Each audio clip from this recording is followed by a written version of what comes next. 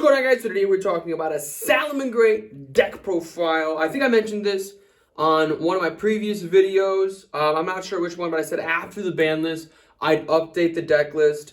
This is my Salamangreat deck profile as of technically February of 2022. So if you guys like this content, make sure you guys let me know by clicking that like button and the subscribe button. Without further ado, let's just jump into it.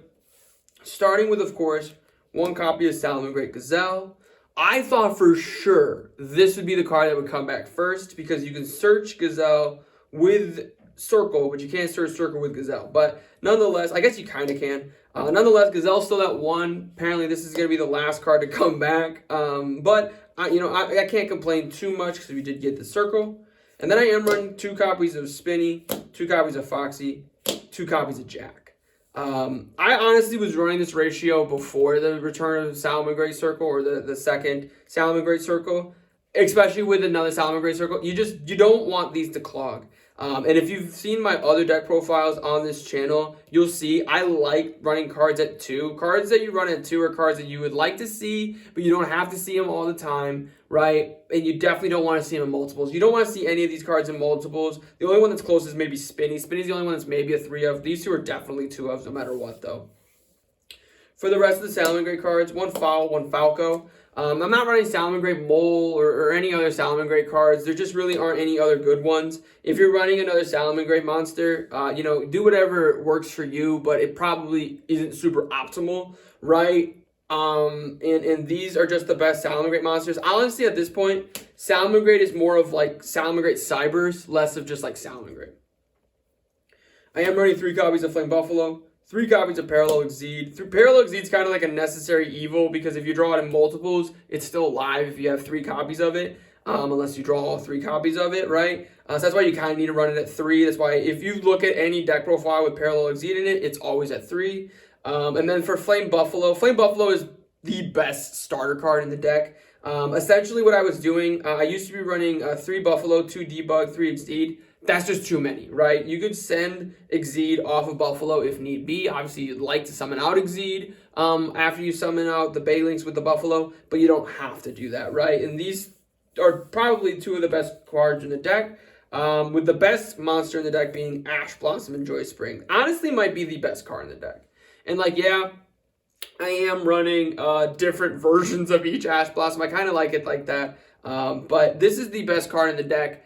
And the reason for that is because of the wolf interaction. Right, where we can activate Ash Blossom, 30 to 40 times a duel. Maybe not that many times, but we can certainly do it a lot. And in my opinion, this is the best deck to run Ash Blossom in. And as long as Ash Blossom is as good as it is, this deck will remain somewhat relevant, somewhat difficult to beat, unless something happens to the interaction between Wolf and Ash Blossom. Just an insanely powerful card. That's it for the monsters. For the spells, 1 Sanctuary, 3 Will of the Salamangreat. Sanctuary makes sense, but the reason I'm running 3 Will of the Salamangreat, this card just has so much utility. This can summon back out a wolf, Heatleo, that's in your graveyard. It can give you a free wolf. If you have another wolf, it can give you a free IP Masquerena as well. There's so many different interactions this have. It can give you a free Apollousa if you have 2 Salamangreat monsters and a wolf that's used itself as material. You can send it off of Foxy. You can add it back off of Wolf. There's so many great interactions with Will of the Salamangreat. That's why I love this deck. That's why I love this card in particular. Of course, the main event of the evening, the reason we're all here, Salamangreat Circle. I came back to 2. Here's what I love about this card, it's coming back to 2. So first off, super important, we have 3 copies of Gazelle now. So we used to only have 2 copies of Gazelle. We were trying to figure out how to get, Gazelle more times in our hand. And now we have it at 3. That's cool. That's fine. But the real reason I like Salamangreat Circle back to 2 is that now there's a stronger chance of us opening Gazelle and Circle. When you're able to open Gazelle and Circle, now you can use Circle as a filler. Right now you can use Circle to get a Jack that you might need, or get the Foul that you might need, or a Spinny, right? You don't have to use your Circle on Gazelle because usually that's what Circle goes to get is Gazelle, and now it's more likely to open Gazelle and Circle. 3 copies of Sign It Mining. Honestly, if I've been thinking about this, if Circle came back, honestly, if Circle came back to 3, Gazelle came back to 3, there would be a need for 3 spaces. It would probably be these 3 spaces. Sign and Mining is really great, and then sometimes Sign and Mining is just really bad. And I've even seen Salamangreat decks that aren't even running Sign and Mining now. Unfortunately, because of the Gazelle at 1 and Circle at 2, you have to run Sign and Mining, in my opinion, at 3. But like I said, if those cards came back, this is probably the card I would replace it with.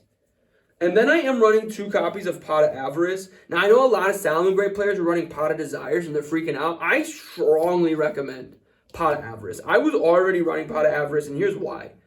Every time I've drawn Pot of Avarice in Salamangreat, I've resolved it. And what's great about Pot of Avarice over Extravagance and Prosperity, I don't have to use my extra deck. Right? And even better, there are no drawbacks. There's no half your opponent, half the life damage your opponent takes. There's no, you can't draw any more cards. There's no banish 10. There's no shuffle back. There's no at the start of main phase. There's no drawbacks to Pot of Avarice. You just have to have 5 monsters in your graveyard. And with only 1 Gazelle, with 1 Mirage Stallion, Pot of Avarice, super great, super amazing card. I was already running it. If you were running Desires, you don't know what card to replace it with, Pot of Avarice all day, and it's just as cheap too, which is great.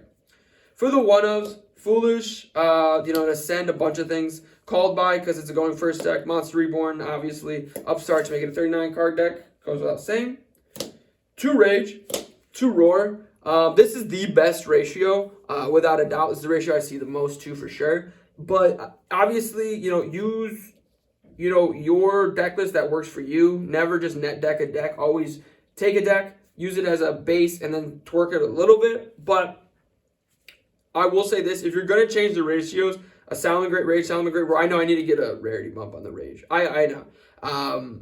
If you're gonna change the ratios, 1 is better than 3. You don't want this card to clog. You don't want to draw it in multiples, but it is an insanely powerful card. It's kind of the heart and soul of the deck. It's another reason why the deck stays relevant. And then 3 copies of Infinite Impermanence. Just kind of honestly goes without saying. I already had this one because I pulled it, and then obviously I got the Cyber Strike Structure deck. That's why these are the rarities.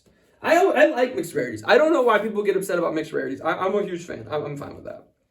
For the extra deck, 2 Bailings, 3 Wolf. I do notice some people run 3 Bailings. Honestly, that's just too many. And the thing is, too, it's another reason why Avarice is so great. Right? Unless you use literally both your Bailings effects to survive in that game state, I don't even know if anything is going to save you there. Right? I don't know if the 3rd Bailings is going to save you there. But Avarice allows me to shuffle back in my Bailingses, and I can just recycle my entire engine. And Wolf is Wolf. You got to run Wolf at 3. For the rest of the Link monsters, got Splash Mage. We got IP Masquerena and Nightmare Unicorn. Apollo's a Goddess Bow. Now, I did change from Boral Sword to Access Code. And from Helio to Update Jammer. Helio and Update Jammer. Helio is fine here. Salamangreat Helio and Boral Sword is fine here if you want to keep the deck super budget.